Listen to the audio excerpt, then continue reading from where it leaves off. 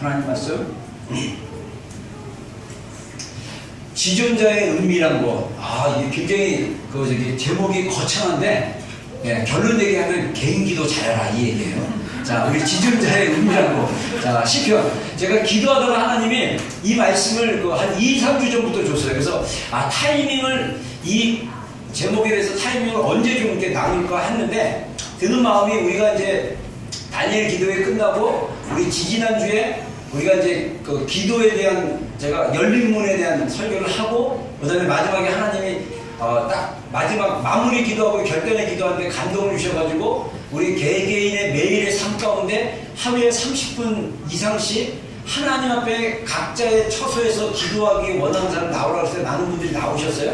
거의 다 나온 것 같아요. 그래서 우리 사역자들이 한 분 한 분 손 놓고 이제 기도를 해줬는데, 2주라는 시간이 지났는데 여러분의 기도가 이제 기도 생활이 어떤지 점검할 겸 왜 우리가 기도의 자리에 반드시 머물러야 되는지 우리 시편 91편 말씀을 중심으로 좀 이 말씀을 좀 나누고 싶어요. 자, 그래서 시편 91편 1절로 우리 3절 말씀 다 같이 한번 읽어보겠습니다. 시작. 지존자의 은밀한 곳에 거주하며 전능자의 그늘 아래 사는 자여, 나는 여호와를 향하여 말하기를 그는 나의 피난처요 나의 요새요 내가 의뢰하는 하나님이라 하리니, 이는 그가 너를 새 사냥꾼의 울무에서와 심한 전염병에서 건지실 것이니로다.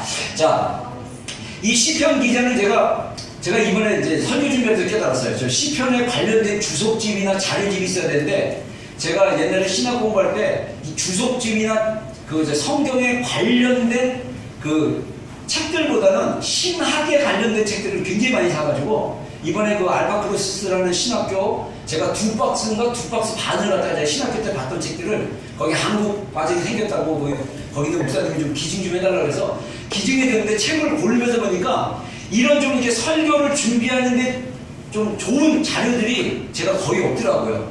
근데 지금은 이제 인터넷이 굉장히 많이 발달돼가지고 이제 이북으로 많이 주소 들어간다고 했는데, 제가 왜 이 소리를 길게 얘기하냐면, 제가 이 시편 91편이 다윗이 썼는지 다른 저자가 썼는지를 제가 발견을 못했다, 이 얘기를 좀 해주고 싶어서 그런 거예요. 자, 근데 다윗이 쓴 시편인지 아니면 다른 시편 기자가 쓴 것을 이스라엘 백성들이 하나님의 성전에 나갈 때 예배의 노래로 지은 건지 모르지만, 분명한 시편 91편을 쓴 이 시편 기자는 기도하는 자였고 예배하는 자였고 하나님이 어떤 분인지를 삶 속에서 깊이 경험했던 사람이라는 거죠. 그래서 이 시편 기자가 고백하기를 뭐라고 합니까? 지존자의 은밀한 곳에 거주하며 전능자의 그늘 아래 사는 자여. 그러면서 이 시편 기자는 자기가 정말 이 지존자, 가장 높은 곳에 계신 하나님, 가장 위대하신 분, 창조의 하나님, 그 하나님에 대한 실제가 경험이 있고, 그리고 자신이 그분의 그 처소에, 그 은밀한 곳이라고 우리말에 번역이 됐는데, 여기 성경에는 영어 NIV 성경에는 셀트라고 나와 있거든요. 그래서 제가 오늘 오기 전에 제가 감동해갖고, 이 셀터라는 게, 여러분 셀터 그러면 뭐가 있습니까? 등산할 때 저도 저기 설악산 올라가면서 아는데, 등산할 때 중간에 쉬는 곳, 피난처, 그 다음에 뭐 비가 오거나 눈이 오거나 위험이 올 때, 또는 밤이 어두워졌을 때 가서 쉴 수 있는 어떤 피난처라고도 얘기할 수 있어요, 셀터가. 근데 사전을 찾아보니까 이렇게 해석되어 있더라고요. 인간이 가장 누려야 될 3가지 중에 한 가지. 음식, 옷, 그 다음에 인간이 거주하는 거주지. 그렇게 얘기하는데, 와, 영적이다. 우리가 영으로, 우리가 거주하는 이 집이 우리가 살고 있는 그냥 건물이고 장소가 아니라 우리 안에 영이 거할 수 있는, 그래서 가장 기본적인 3가지가 뭐냐? 영의 말씀인 하나님 말씀, 그리고 옷. 어떻게 보면 요한계시록에 보면 이 옷은 성도들의 오는 행위라고 했어요. 그래서 나중에 하나님 천국에 갈 때 우리가 세마포 흰 옷을 입고 천국에 가서 예수님이 베풀어 주시는 그 시상식에 우리가 참여할 수 있어요. 그래서 이 땅에서 우리가 해야 될 중요한 거, 말씀에 순종해서 말씀대로 순종해서 사는 삶, 옳은 행동, 그리고 우리가 거해야 될 영의 집, 기도의 자리. 아멘입니까? 네. 여러분, 기도의 자리에 머물러야 돼요. 우리가 기도의 자리에 머무르지 않으면 삶이 안 바뀝니다. 우리가 기도의 자리에서 우리가 하나님을 만나지 않으면 우리의 삶이 바뀌어질 수가 없어요. 여러분, 제가 뒤에 보니까 제가 은밀한 곳은 어느 곳이냐, 기도하는 장소라고 했어요. 자, 제가 기도를 이 시편 91편을 가지고 이제 2-3주 전에 제가 기도 중에 하나님이 갑자기 이 말씀을 딱 떠오르게 하셔가지고 제가 기도하다가 이 말씀이 어디 있나 해서 또 인터넷 검색으로 찾아보니까 핸드폰 가지고 시편 91편에 있더라고요. 그래서 찾아가지고 말씀을 이렇게 묵상하면서 계속 기도하는데 하나님께서 주신 마음이 뭐냐면 마태복음 6장에 나와 있는 골방 기도랑 똑같다는 거예요. 골방 기도.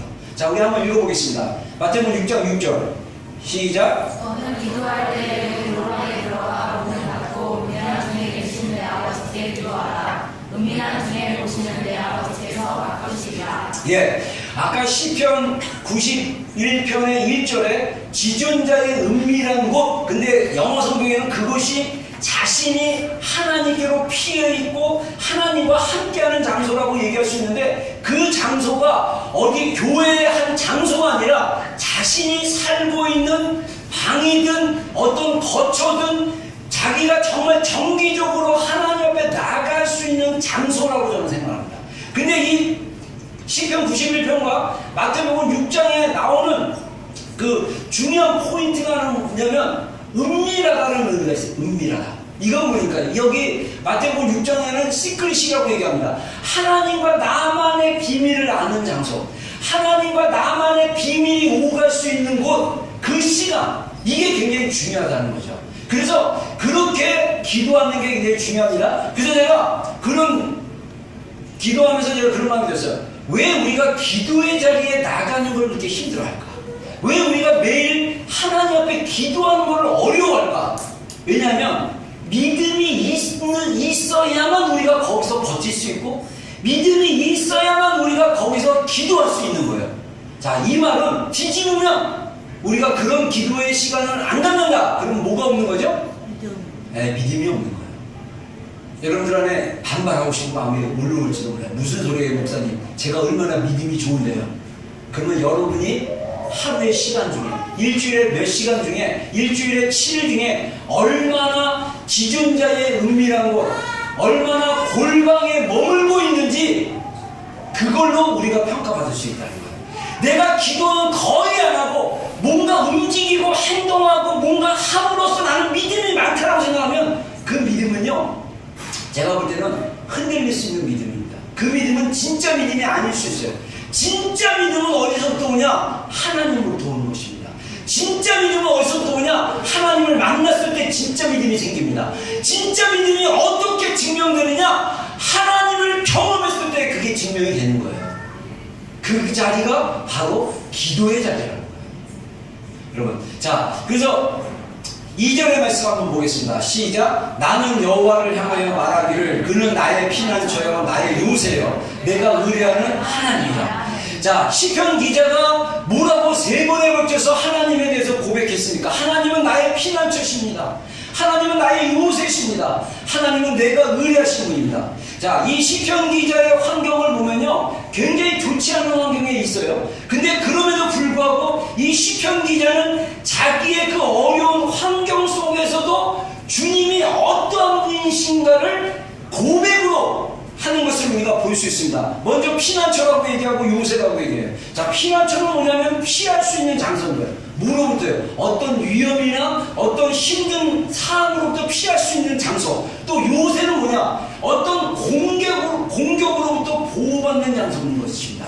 그래서 이 사람의 공격 또는 여러 가지 공격에 의해서 이 내 삶이 어려울 때 내가 그 하나님께 은밀한 곳에 머물면서 골방에 머물면서 기도하고 있으면 하나님의 보호하심을 경험할 수 있는 그런 장소라는 것입니다. 그 더 나가서 이 시편 기자의 고백이 뭐냐? 하나님은 내가 의뢰하신 분이다.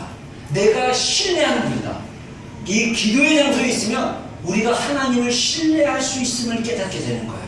우리가 신앙생활하면서 하나님을 신뢰하지 못하고 자꾸 의심이 나고 자꾸 이렇게 헷갈리고 막 이런 경우는 뭐냐? 그 장소에 머물지 않기 때문입니다. 우리가 정말 하나님을 믿고 고백하고 우리가 하나님을 경험하기 위해서는 우리가 어떻게 되냐? 골방 또는 이 지존자의 은밀한 곳, 내가 기도하는 장소에서 하나님이 얼마나 신뢰하실 만한 분인가를 경험해야 하는 것입니다. 이게 바로 우리가 기도하는 장소, 우리가 주님을 만나는 장소가 이렇게 된다는 거죠. 자, 그래서 이 기도의 장소는 뭐냐? 믿음을 세우는 자리예요.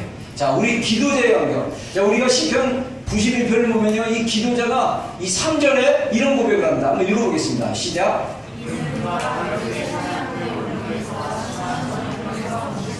예.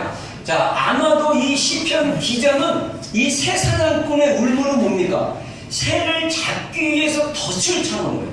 그래서 이 시편 기자는 자기가 느꼈던 게 뭐냐면, 모르겠습니다. 이 시편 기자가 정치인인지 또는 어떤 높은 지위에 있는 사람이라서 정치적으로 공경을 받고 있는지 어떤지 모르겠어요. 근데 자기가 느끼는 그 느낌은 뭐냐면, 누군가가 자기를 갖다가 공격하려고 그러고 올가매려고 그러고 잡으려고 하는 그런 상이 있었다는 것을 고백합니다. 그리고 심한 전염병에서 건지실 것이다. 그냥 문자 그대로 사항을 이해하면 그 시편 기자가 이 고백했던 그 기도의 시간에 아마 그 주변 사람들이 전염병으로 굉장히 많이 죽었나 봐요. 시편 91편 뒷부분으로 보면요, 1000명이 옆에서 엎어지고 10,000명이 옆에서 넘어져도 하나님이 이 심한 전염병에서 나를 건지실 것이라고 해요. 자, 1000대1, 10,000대1로 하나님의 보호하심이 있다는 거예요. 그 확신이 있었다는 거죠. 여러분, 이제 얼마 전에도 한국에 그 쿠웨이트 다녀오신 분이 메르스라는 환자가 나가지고 한국에 한번 또 난리가 난 적이 있어요. 지금 이제 한 2주 정도 지났는데 다행히 그분과 접촉했던 분들이 그 전염병을 안 옮겼다고 하는데, 앞으로 이 메르스 같은 전염병들이 엄청나게 일어날 수 있는 그런 시대에 살고 있어요. 그래서 여러분들 옛날에 박근혜 대통령 재임 기간에 메르스가 생겨가지고 사실인지 아닌지 모르지만 결혼식 그 하객들 단체 사진을 찍었는데 다 마스크를 쓰고 있었어요. 그게 막 돌아다녔어요. 그래서 결혼식장에 가도 마스크를 쓰고, 신랑신부도 마스크 쓰고, 그 신랑신부의 친척들도 다 마스크 쓰고 사진을 찍은 게 막 제 카톡에 막 오고 막 그랬어요.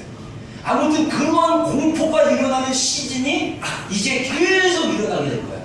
근데 우리가 이 환경의 두려움 가운데 떨 것이냐, 아니면 하나님을 의지하고 신뢰하고 하나님을 만나는 그 장소에 가서 하나님을 붙잡고 하나님께 부르짖고 하나님께 기도할 수 있느냐, 이것을 가늠할 수 있는 시간이 될 거라는 거죠. 자, 그래서 9절 말씀 한번 읽어보겠습니다. 시작.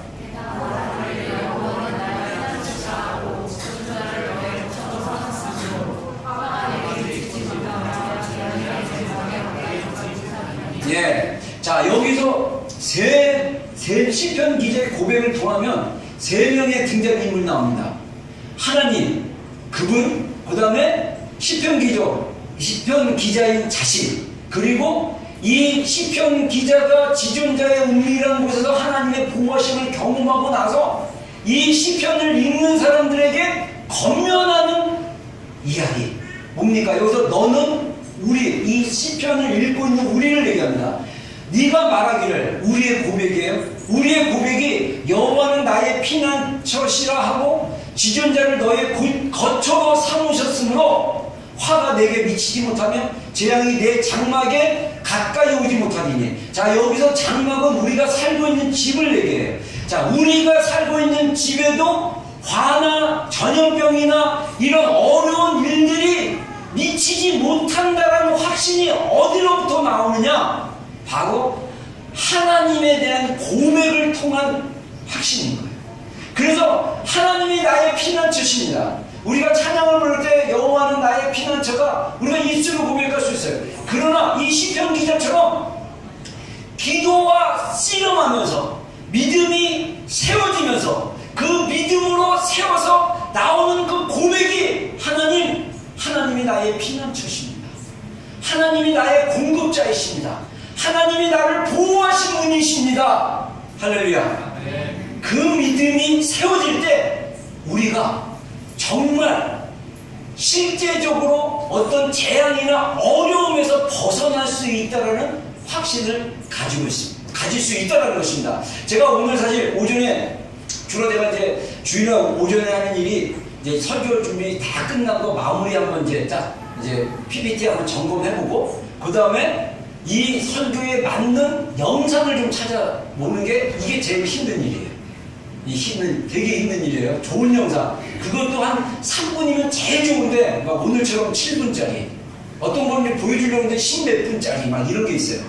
근데 그 영상들을 막 뒤지다가, 오늘 주제의 설교와 연관된 영상이 뭐가 있을까? 이렇게 하는데, 후보로 하나 딱 나온 게 있었는데, 그 영어로 된 간증이었는데, 그것보다는 이게 더 가깝겠다 해서 이걸 정선희 씨 간증을 먼저 보여줬거든요. 근데 보여주고 싶었지만 탈락된 영상에는 어떤 내용이 나냐면 이 미국 자매 같아요. 자기가 호주에 가서 공부를 하려고 갔다가 그 브리스번 지역을 이렇게 여행하는 중에 뉴스 호스텔에서 새벽에 화장실을 갔는데 그 화장실에서 누구를 만났냐면 여러분들 여행해본 분들 알지만 뉴스 호스텔은 이 남녀 공용이잖아요. 그래서 거기서 한 남자가 있는데 약간 이 외모도 무섭고 그다음 맨발로 서 있는데 이 남자가 그 화장실에 있었어요. 근데 이 자매가 화장실 안에서 딱 있는데 이게 분위기가 안 좋더래요. 그래서 보니까 이 남자애가 물을 수도를 갖다가 틀어놓고 사유기도 틀어놓고 이제 뭔가 하려고. 근데 이 여자 자매가 너무 무서워가지고 화장실에서 막 기도를 하기 시작했대요. 하나님께 보호해달라고 막 기도하고 그 영상 보면 실제로 누가 재현했는데 이 화장실 벽에다가 손을 얹고 막 기도를 하는데 그 시간이 2시간 반 정도 걸렸어요. 그래가지고 실제로 어떤가 이렇게 보려는데 그 남자도 밑에서 막 쳐다보고 그래서 굉장히 위기가 있었는데 2시간 동안 기도하면서 이 자매가 하나님을 내가 신뢰하고 하나님은 나의 보호자시고 막 선포하고 기도하고 이제 나중에 시간 그때가 밤 12시부터인가 그랬는데 새벽 2시 반까지 그러다가 나중에 자기가 하나님 내가 정말 안전하면 여자를 한 명을 보내달라는데 어떤 여자가 옆으로 들어와서 그래서 이제 나왔는데 그리고 나서 이제 그 뉴스 호스텔 리셉션 가이라고 합니다. 거기 리셉션에 있는 형제한테 그 사람한테 이제 신고를 했더니 경찰이 오고 그래서 이제 이 자매는 짐 싸고 그날로 그냥 거기서 나왔대. 그러면서 이메일을 남겨놓고 그 범인을 잡으면 이 범인이 행동하거나 이 내용을 좀 적어달라는데 며칠 있다가 범인이 잡히고 경찰서 진술서의 내용이 그 리셉션 가이를 통해서 이메일로 왔대요. 근데 이 사람이 경찰이 물어봤는데 그 리셉션 가이가 무슨 내용인지 모르는 거예요. 그러면서 경찰이 너 왜 거기서 이렇게 하려고 했는데 왜 공격하려고 했는데 안 했냐 그랬더니 그 자매가 있는 화장실 그 앞에 누가 서 있더래요. 그래서 건들 수가 없었대요. 근데 이 자매는 하나님이 나를 보호하셨구나를 경험합니다. 제가 시편 9절에 91편에 한번 집에 가서 읽어보세요. 그 뒤에 보면요 하나님이 천사를 통해서 보호하신다는 구절이 있습니다. 여러분 실제로 하나님이 하늘의 보좌에 있는 천사들을 이 땅에 보내서 우리를 보호하실 수도 있는 거예요. 제가 많은 간증을 들어보면 천사들의 활동이 있었던 간증도 제가 들을 수 있습니다. 여러분 이 얘기는 무엇입니까? 우리가 하나님 앞에 기도할 때 여호와는 나의 피난처십니다. 이거는 단순한 입술의 고백이 아니에요. 내 영이 정말 하나님 나의 피난처라는 걸 확실하게 확증될 때까지 우리가 어떻게 기도해야 됩니까? 두렵더라도 떨리더라도 걱정되더라도 염려되더라도 어떻게 해야 돼요? 계속 하나님을 붙잡고 기도하는 신음이 필요하다는 거예요. 여러분 제가 아까 보였던 정선희 씨 개그우먼입니다. 이분의 남편이 안기현인가 그런데 이 사람이 서울대 출신이고 이 사람도 무슨 연예인이었는데 아주 오래전에 자살을 했어요. 기획사 하다가 이 사업이 잘 안 돼가지고 혼자 차에서 자살을 해버렸는데 그래서 정선희 씨가 굉장히 고통 중에 하나님께 기도한 거예요. 고통 중에 하나님께 부르짖고 본인 표현대로 악다분이를 부렸다는 거예요. 악다분이. 여러분 우리가 정선희 씨처럼 힘든 상황이 없을 수 있어요. 그러나 중요한 건 뭐냐면 우리의 상황에 상관없이 우리가 하나님을 만나고자 하는 그 살아계신 하나님의 실제, 살아계신 하나님의 그 존재, 씨름이 필요한 거예요. 이 기도의 자리가 우리의 믿음이 그 믿음이냐, 하나님을 만날 수 있는 믿음이냐, 환경 가운데 무너지는 믿음이냐, 그것을 가늠할 수 있는 장소가 바로 어디냐? 기도의 자리라는 것입니다. 그래서 마태복음 7장에 보면요, 예수님이 두 개 터 위에 세워진 집에 대한 비유를 합니다. 자, 우리 마태복음 7장 25절로 27절 한번 읽어보겠습니다. 시작.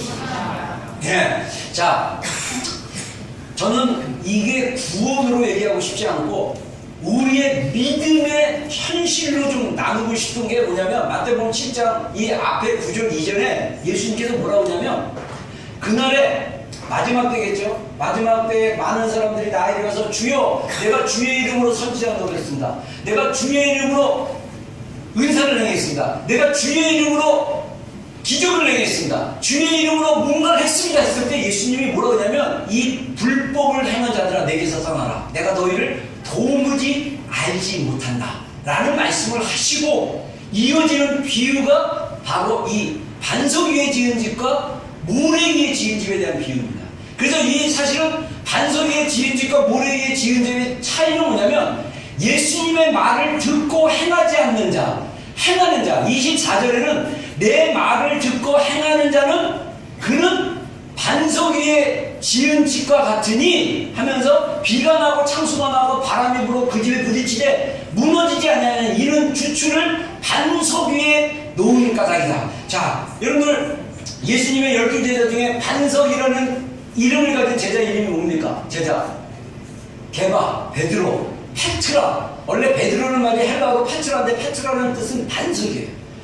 이 마태복음 16장에 보면 베드로가 예수님께 고백한 그 고백 위에 내가 내 교회를 세우겠다 그랬거든요. 가이사랴 빌립보 지역에서 예수님이 지나가시다가 거기에 어떤 성경학자들이 얘기하는 게, 이 가이사랴 빌립보라는 그 지역을 통과하는 데는 거기에는 로마 황제들의 그 동상들이 서 있다고 해요. 그러면서 가이사의 동영상도 거기에 서 있었던 거예요. 그러면서 예수님이 너희들은 사람들이 나를 누구라 하느냐? 그랬더니 어떤 사람은 세례요한이라고 합니다. 어떤 사람은 선지자라고 합니다.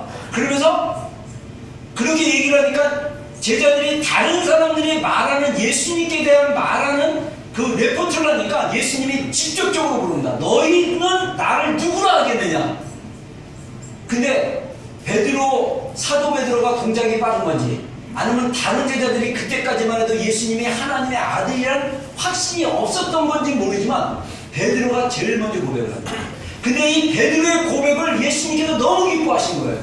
베드로가 뭐라고 고백합니까? 주는 그리스도시요 살아계신 하나님의 아들입니다. 우리가 고백하는 그 고백을 베드로가 한 거예요. 그랬더니 예수님께서 베드로를 칭찬합니다. 바요나 시몬아. 베드로의 본명은 바요나 시몬. 그 시몬이라는 이름이 원래 있었는데 예수님께서 베드로라고 이름을 바꿔주신 거예요. 우리가 알고 있는 베드로는 예수님이 베드로의 고백을 통해서 바꿔준 이름입니다. 그 이름의 직역은 우리 한국말로 하면 반석이에요, 반석.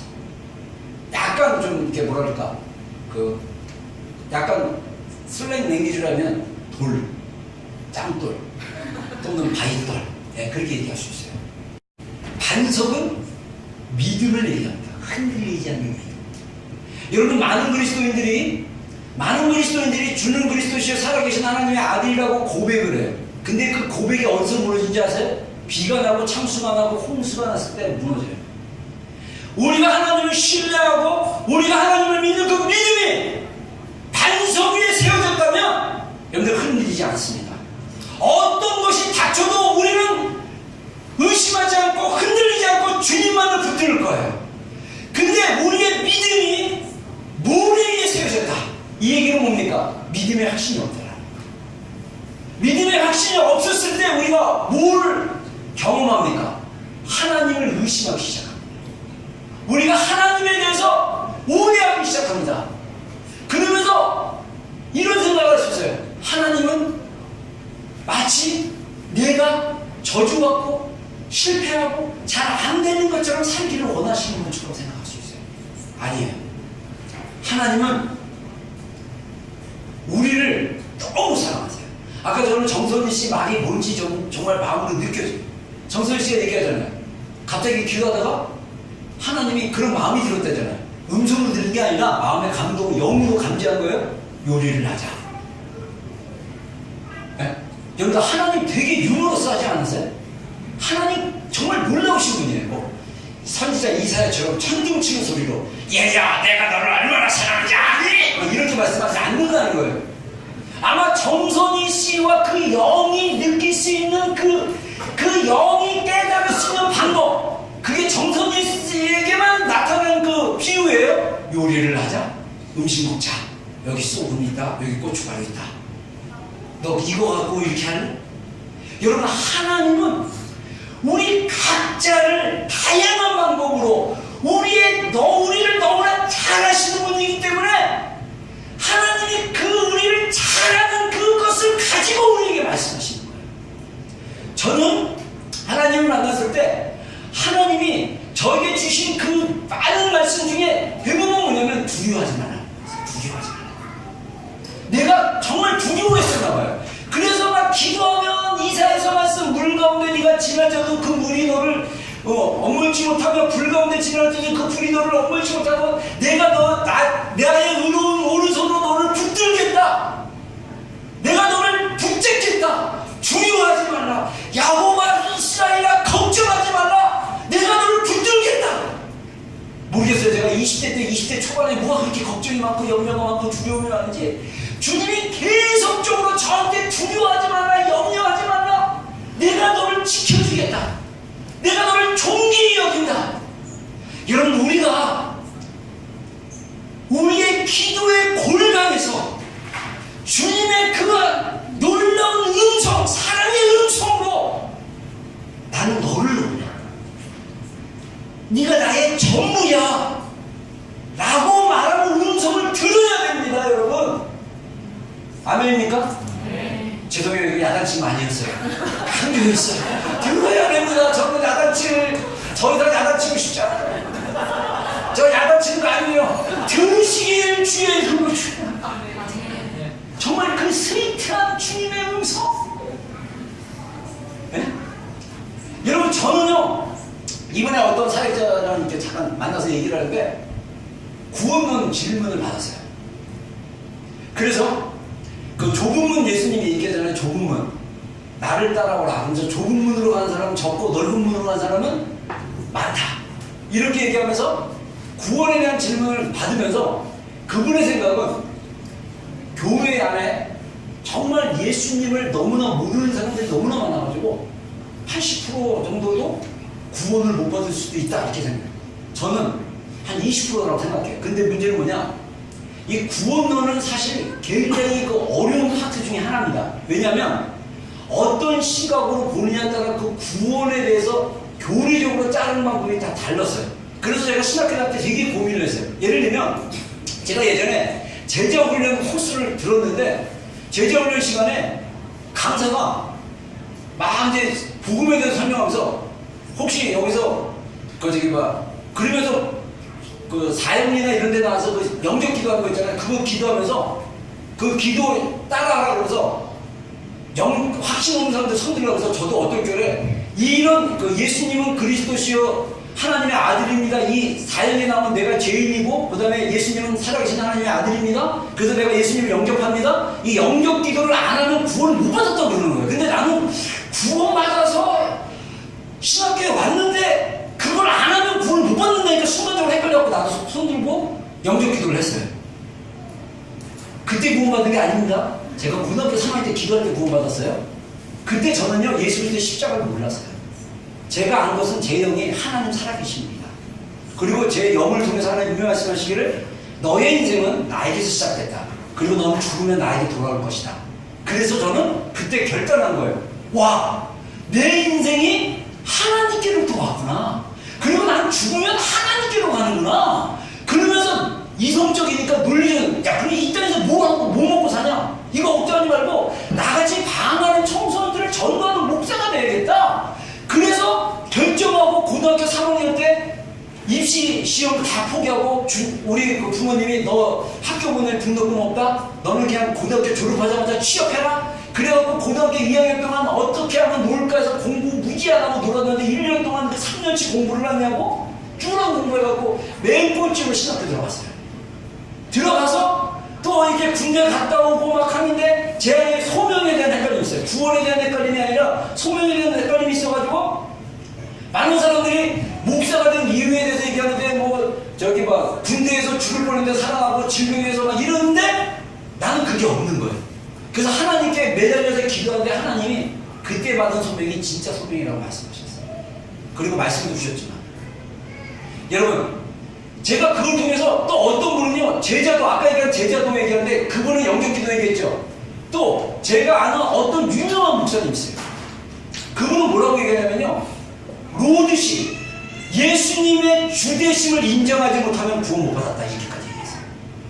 저는 그거 기준으로 봤을 때 교회 안에서 예수님의 주되심 제대로 헌신하지 않는 그냥 말로 헌신하는 게 아니라 정말 예수님 중심으로 완전히 바뀌어지는 사람이거든요.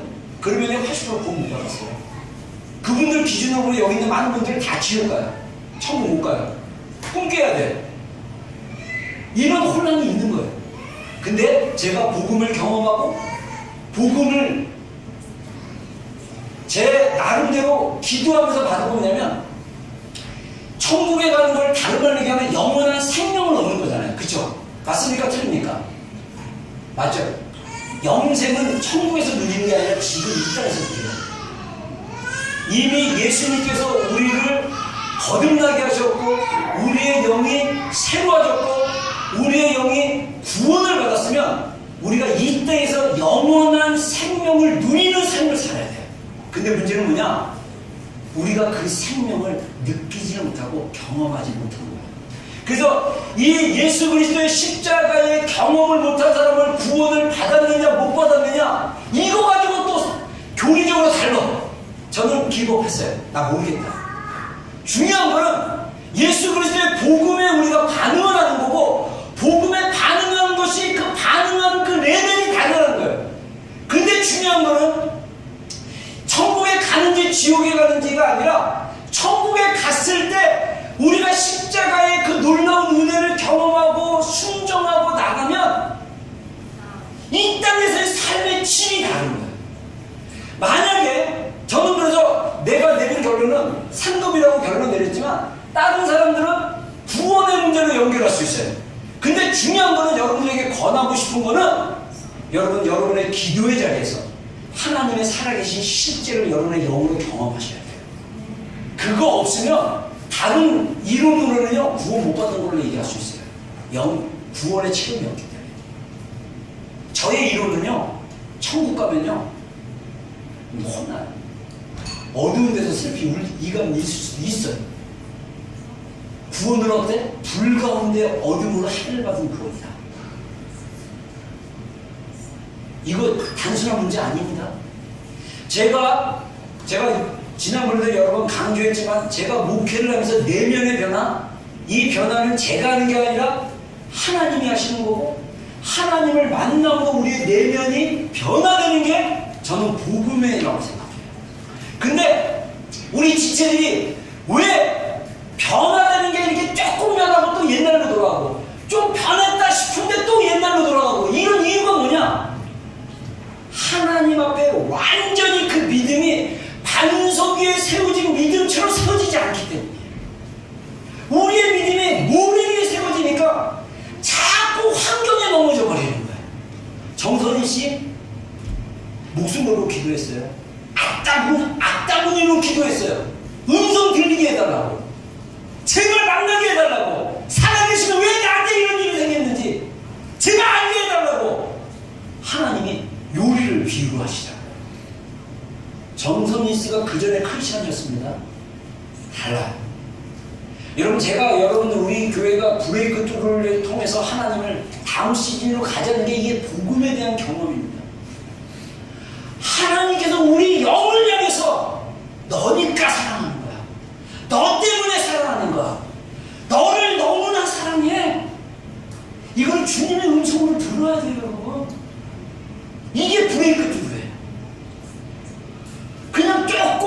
기도하다가 눈물 쫓고 찬양하다가 눈물 쫓고 아 주님 나 사랑한다 이 수준 아니에요.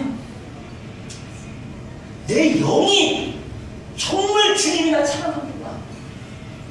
내 영을 향한 주님의 그 십자가의 사랑이 이거구나 우리의 영으로 경험해야 되는 것입니다. 그걸 경험하잖아요. 그 경험한 사람들의 그 비슷한 패턴이 있어요. 그게 뭔지 아세요? 죄를 고백하고 자기 자아가 주님 앞에 완전히 죽는 거예요. 제가 경험했던 건 뭐냐면요, 욥의 한계. 자, 제가 이번에 기도하면서 욥기를 다시 한번 봤어요. 전체를 본 게 아니라 욥이 어떻게 됐나 이렇게 봤는데, 저는 이 욥에 대한 그 메시지는 기도실에서 기도하는데 주님이 욥에 대한 말씀에 대한 전체적인 썸머리를 해석해 줬어요. 이 말씀이에요. 자, 한번 읽어보겠습니다. 32장 1절과 2절 다 같이 읽겠습니다. 시작. 우리 자신을 의인으로 여김으로 세상을 말하시니 나 무서워 부처라 말하여야 할 일로 하려니 너를 위해 화를 내는 우리 하나님보다 자기가 누구다. 네. 욥기에 보면 욥에게 환난이 온 것은 사단이 하나님이 욥을 자랑했어요. 근데 재밌는 사실은 어떤 제가 신학교 다닐 때 우리 신학생들 중에서도 그렇고 교수님 중에서도 그런 분이 있었어요. 뭐냐면 욥의 이야기는 소설이다. 실제가 아니다. 왜냐하면 사단이 하나님의 보좌에 같이 있는 게 말이 안 된다 얘기하는데, 우리가 요한계시록 보면요, 요한계시록 18장인가 그쯤에 보면 용이 하나님 앞에서 참사하던 자가 하늘에서 쫓겨남을 당했다. 그래서 우리가 신학적으로 교리적으로 추론할 수 있는 게 뭐냐면, 사단이 타락한 후에 쫓겨났는데 그 쫓겨나기 기간 전에 하나님의 보좌 앞에서 계속 참소했던 거예요. 그 구조를 근거로 하면 욥의 이야기가 이해가 됩니다.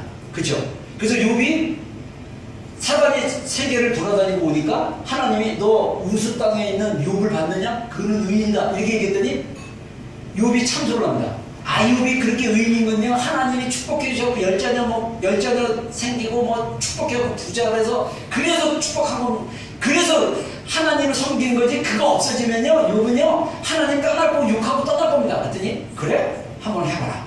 허락해 주세요. 맨 처음에 자녀들 다 죽이고 재산 막 없애고 막 이런 일이 있어요. 근데 한 번도 욥을 몸에 공격을 하겠다고 허락을 받고 욥을 공격합니다. 그래서 욥이 머리부터 발끝까지 악창이 나서, 요즘 말로 얘기하면 문둥병처럼 막 피부병이 나는데, 이 성경에 보면 기압작으로 너무 간지러워가지고 기압작으로 돌로 막 긁어서 피가 나도 이 간지러움을 이길 수가 없다고 했어요.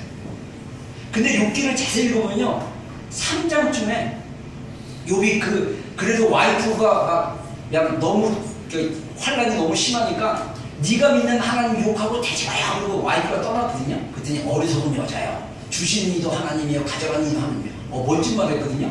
근데 3장쯤 가서는요, 이제는 차라리 내가 태어나지 않았으면, 내가 죽어버렸으면, 내가 어머니 뱃속에 나오기 전에 이미 어둠 속에 있었으면, 자기를 막 저주하기 시작합니다.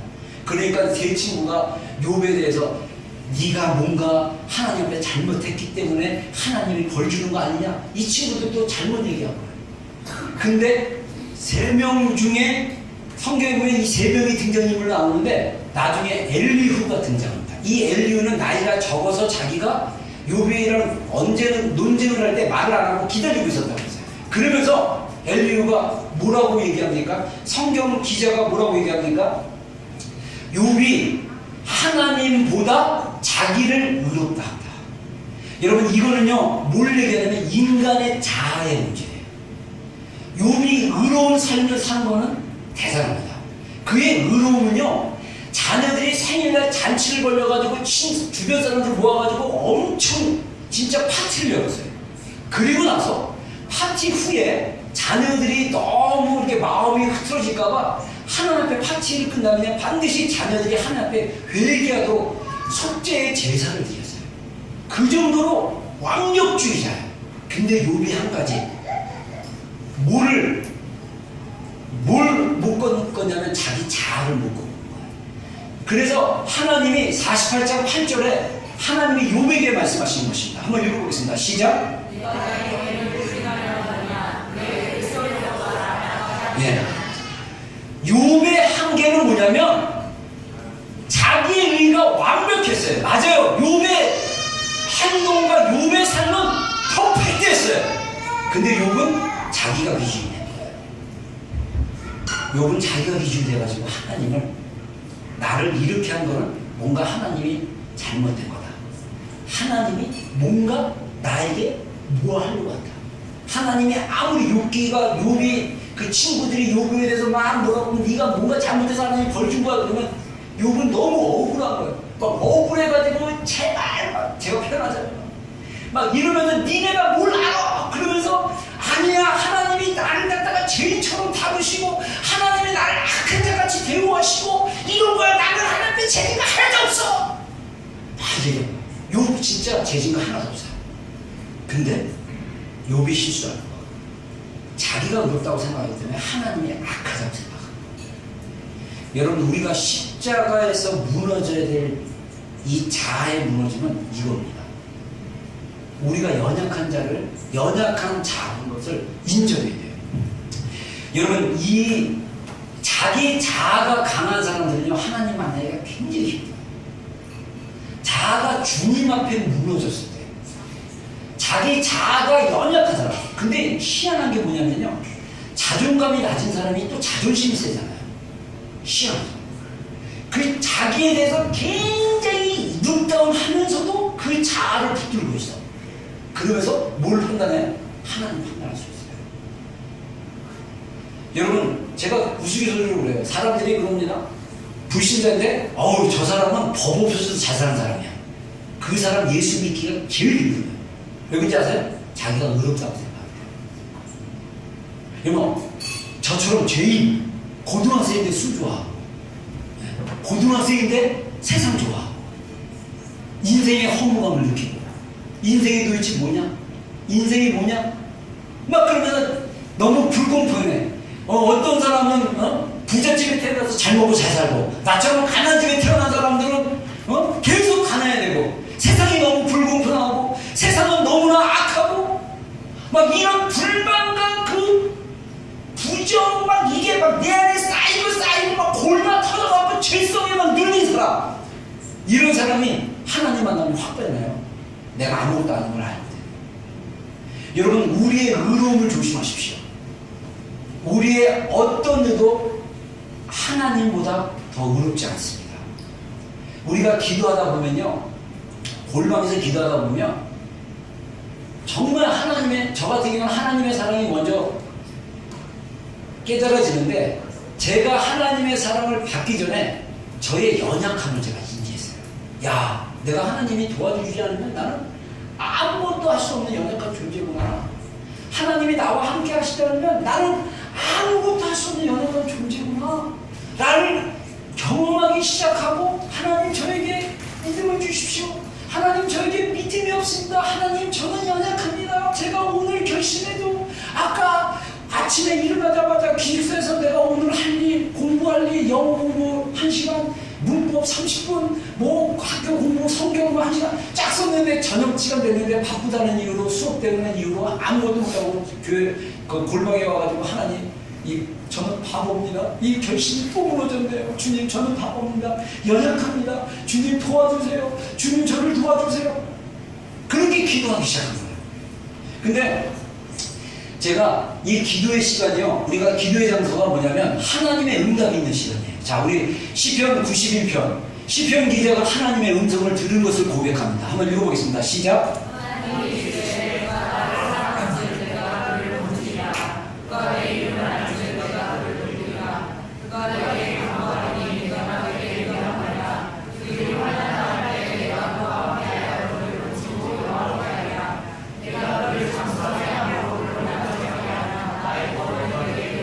예.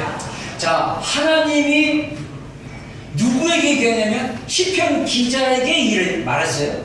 그러면서 그는 뭡니까? 하나님의 은밀한 곳에 머무는 자, 거기서 거주해서 하나님을 찾는 자에게 하나님 뭐라고 얘기합니까? 그가 나를 사랑한즉 내가 그를 건질 것이고 그가 내 이름을 안즉 내가 그를 높이리라. 그가 내게 강구하리니 강구한 게 뭐냐면 하나님의 이름을 부르는 거예요. 내가 그에게 응답하리라. 그들이 환난을 당할 때 내가 그와 함께하여 그를 건지고 영화롭게 하리라. 내가 그를 장수하게 함으로 그를 만족하게 하며 나의 구원을 그에게 보이리라 하십니다. 그러니까 우리가 하나님의 음성이 내 안에 들릴 때까지 우리가 어떻게 되냐? 그 자리에 머물러서 기도하는 거예요. 그 기도의 시간이 사실 쉽지는 않다. 그 기도의 시간이 길고 어렵고 힘든 이유는 뭐냐면 아직도 자아가 하나님을 판단하고 있기 때문에 그 돌파가 잘 안 이루어질 수 있어요. 그래서 우리는요, 우리의 자아를 내려놓고 하나님 나를 불쌍히 여겨주십시오. 내가 믿음이 없습니다. 나에게 믿음을 주십시오라고 부르짖고 기도하는 게 먼저일지도 모르겠어요. 자, 제가 믿음으로 응답받은 사람 두 사람을 추천하고 싶은데 제가 전에 말했던 인물입니다. 귀신 들린 아버지. 마가복음 9장 21절로 우리 24절까지 한번 읽어보겠습니다. 시작. 예수께서 아버지를 부르시되 언제부터 이렇게 되었느냐 하시니 그때 그러니까 귀신이 그를 죽이려고 불가하게서 하셨나이다. 그러나 무엇을 할 수 있거든 우리를 불쌍히 여기사 도와주옵소서. 예수께서 이르시되 할 수 있거든 무슨 말이냐 믿는 자에게는 능지하지 못하려고 하시니 곧 그 아이의 아버지가 소리를 질러 이르되 내가 믿나이다. 나의 믿음은 것을 도와주옵소서. 아멘. 저는요, 제가 아까도 얘기했지만 제가 골방에서 기도하면서 주님을 경험할 때 주님이 저의 연약함을 너무나 잘 알고 계시니까 저에게 꽂히는 말씀이 할 수 있거든요. 무슨 말이냐? 믿는 자에게 능치 못함이 없다. 이거 저희 청년 때 엄청 목사님들 말씀하신 거거든요. 저는 이 말씀도 이 말씀이지만 24절 이 능히 하지 못하는 일을 할 수 있는 그 믿음은 뭐냐? 주님께로부터 온다. 근데 이게 나에게 믿음으로 와닿지 않으면 그 일이 안 이루어지는 거예요. 그래서 나는 이 아이의 아버지처럼 내가 믿나이다. 나의 믿음 없음을 도와주십시오. 이 고백이 저의 고백이었어요. 여러분 믿어지지 않으면요, 믿음을 달라고 기도를 하셔야 돼요. 여러분의 삶, 여러분 진짜 이 영의 세계는요 놀라운 거예요.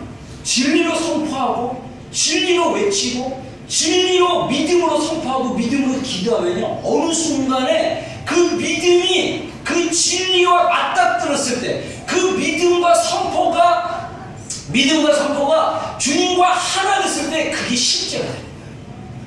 여러분 믿음은 뭐냐? 우리가 그래서 어떻게 해야 되냐? 믿음을 달래고 기도를 해야 됩니다. 기도 달라. 자, 따라하겠습니다. 나의 믿음 없음을 도와주시옵소서. 여러분 안에 정말 하나님 안 믿어줘요. 그러면 믿음이 없는 거예요. 그러면 믿음이 없으니까 어떻게 해야 돼요? 믿음을 달라고 기도해야죠. 내가 믿나이다. 이건 뭐냐면 내가 정말 믿고 싶습니다. 내가 믿겠습니다. 내가 믿기로 결정합니다. 근데 내 마음에 믿음이 안 옵니다. 나의 믿음 없는 걸 도와주십시오 라고 기도하면 돼요. 이 싸움이에요. 이 싸움. 그러니까 믿는다고 고백하고 믿음 없으니까 믿음을 달라고 기도해야죠. 여러분 하나님의 보좌의 깊은 곳에 가시면, 깊은 곳에 들어가면요 하나님이 우리를 얼마나 불쌍하게 여기신지 아세요? 하나님의 그 사랑과 그 은혜는요, 저는 사랑의 여러 가지 단어 중에 긍휼과 자비라고 생각해요. 하나님이 나를 불쌍히 여겨요. 근데 그 하나님이 나를 불쌍히 여기는 그 은혜를 경험하면요, 놀랍게도 마가복음 9장 24절 말씀이 이렇게 되는 거예요. 할 수 있거든요. 무슨 말이냐? 믿는 자에게 능치 못함이 없느니라. 할렐루야. 제가 이번에 다니엘 기도의 기간에 제가 하나님께 받은 마음을 딱 얘기했더니 어떤 형제가 저한테 그러더라고요. 목사님 영어 공부하십시오 그러는 거예요. 그게 무슨 말이냐면 다니엘 기도 기간에 막 기도하면서 하나님이 영어로 준비를 해야 된다 이런 막 감동을 받았어요. 근데 제가 제일 하기 싫은 게 영어 공부예요. 특히 단어 외우는데 진짜 너무, 제가 한 번은요 우리 저 바꾸랑가에서 어떤 우리 교단에서 목사 연수받는 분이 있어갖고 제가 그때 석일에서 이분의 목사 그 신청부터 진행 과정을 한 4줄의 문장에 의해서 보고를 하게 됐어요. 키이교회. 그분이 키이교회 다니시는 한국분인데 그래서 키들이 다 있어요. 얼마나 떨립니까? 그래서 제가 이제 보고를 내야 돼요. 서기 보고. 근데 전날에 이제 제가 다 영어를 쓰고 이제 우리 아이들한테 이제 우리 동아한테 체크 좀 해봐라 그래갖고 이제 발음 연습까지 했어요. 그래서 제가 마지막 그 전날 저녁에 그래도 혹시 모르니까 발음을 녹음을 해보자고. 근데 딱 녹음을 했는데 이 발음이 너무 엉망인 거야. 그래가지고 동아 불러다가 야 동아 이게 발음이 이렇다더니 조금 요 단어가 발음 내기가 힘드니까 딴 걸로 바꾸고 했는데 그래도 또 녹음을 했는데 또 이상한 거야. 그래서 한 방법이 뭔지 아십니까? 그 영어 단어를 한국말로 다 썼어요. 그래서 저기 메이 그러면 한국말로 메이, 준 그러면 한국말로 준, 이렇게 해서 제가 한국말 읽듯이 읽었어. 그래가지고 은혜롭게 끝났어요. 그때 갑자기 애드립이 나오려다가 영어로 막 애드립 하려다가 그때 감정이 딱 나와가지고 순서가 썰렁하잖아. 이렇게 딱 나왔다 딱 읽고 막 그래서 내가 나와서 할거 막 이러면서 애드립을 딱 하려다가 너무 그냥 배기음 키들만 잔뜩 있어가지고 너무 이제 겁이 나가지고 안 했어요. 그때 우리 사모가 잘했다고. 근데 아마 내가 애드립을 했어도 괜찮았어요. 네. 아무튼 근데 제가 이번에 단일 기도하면서 하나님이 기도하는데 뜬금없이 감동을 주기를 영어 공부를 열심히 해라. 네가 영어를 하면 기회가 많이 주어질 거다. 이렇게 말씀하셨거든요. 야, 놀랍게도 3주가 지났는데 그 얘기했더니 어떤 형제가 그러더라고. 목사님 영어 공부 좀 하세요. 그러면 그래서 내가 야 이런 말 좋아. 나 자극해줘. 영어 공부 좀 하게. 여러분 우리의 연약함이 보세요. 하나님이 너 영어 공부를 준비해놔라. 앞으로 할 일이 많다. 내 자아는 귀찮아. 힘들어. 이게 우리 자아 아닙니까? 그래서 진짜 이 자아 죽었다가 다시 살아난 자아인데도 내가 하기 싫은 영역이 있으면 진짜 하기 싫은 거야. 그러면 주님의 음성이니까 내가 하루에 1시간 30분 영어 공부해야지 생각을 해요. 일어나면 우선순위에 영어 공부는 없어. 다른 거 다 하려고 하기 싫어. 이게 우리 자아예요. 여러분 이 자아를 깨셔야 됩니다. 아멘입니까? 저를 위해서 기도해 주세요. 제가 영어를 잘 할 수 있도록. 주님이 영어 하라고 그랬어요. 영어로 준비해라. 자, 야곱. 자, 우리 야곱의 이야기를 한번 읽어보겠습니다. 시작.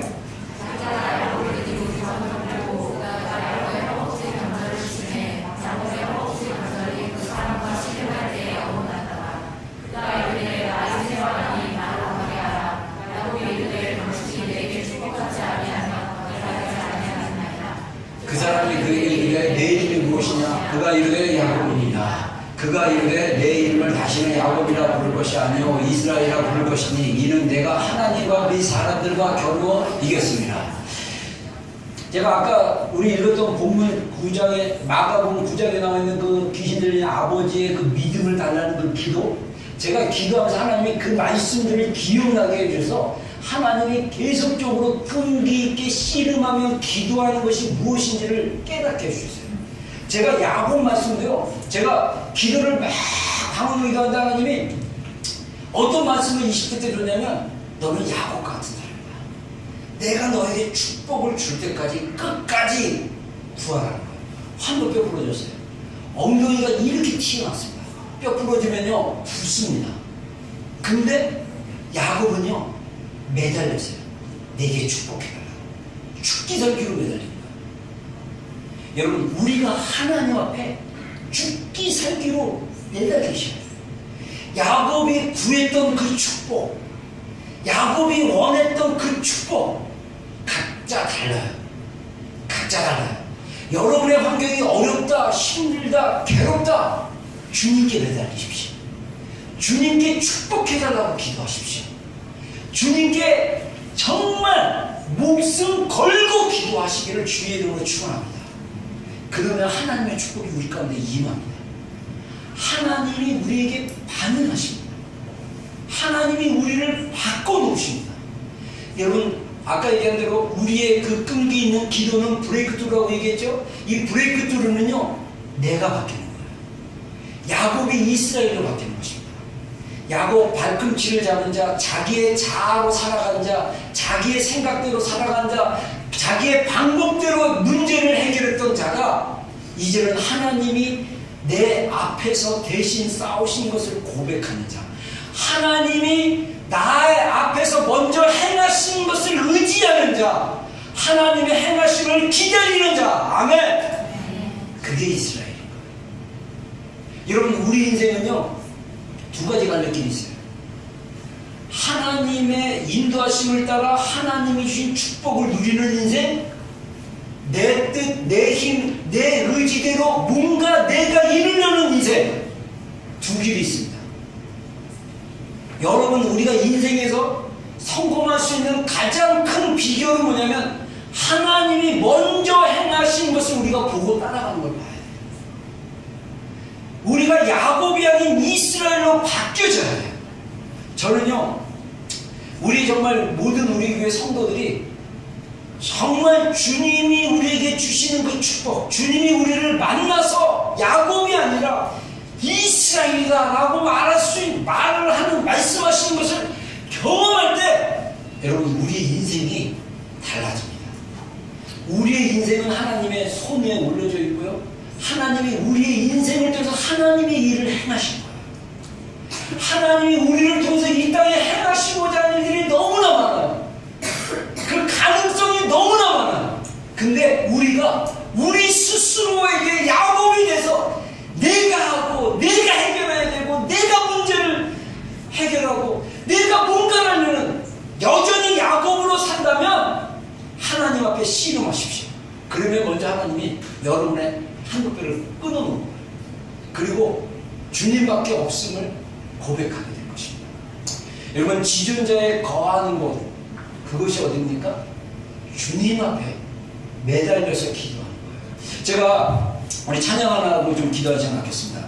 제가 이번 다니엘 기도 기간 동안 기도를 쭉 하는데, 제가 이제 그리고 나서 저도 이제 오전 시간 여러분들과 같이 주님 앞에 헌신해서 지금 기도의 시간을 갖고 있습니다. 기도할 때 가끔 하나님이 찬송을 이렇게 기억나게 해주세요. 봤더니 제가 불렀던 찬송이 대부분 십자가에 관련된 찬송이 많아요. 자, 우리 예수 나를 위하여. 그리고 저기 악보 좀 보여주세요. 대부분 제가 빠른 곡보다는 느린 곡을 좋아하더라고요. 예수 나를 위하여인데 제가 가사 한번 불러볼게요.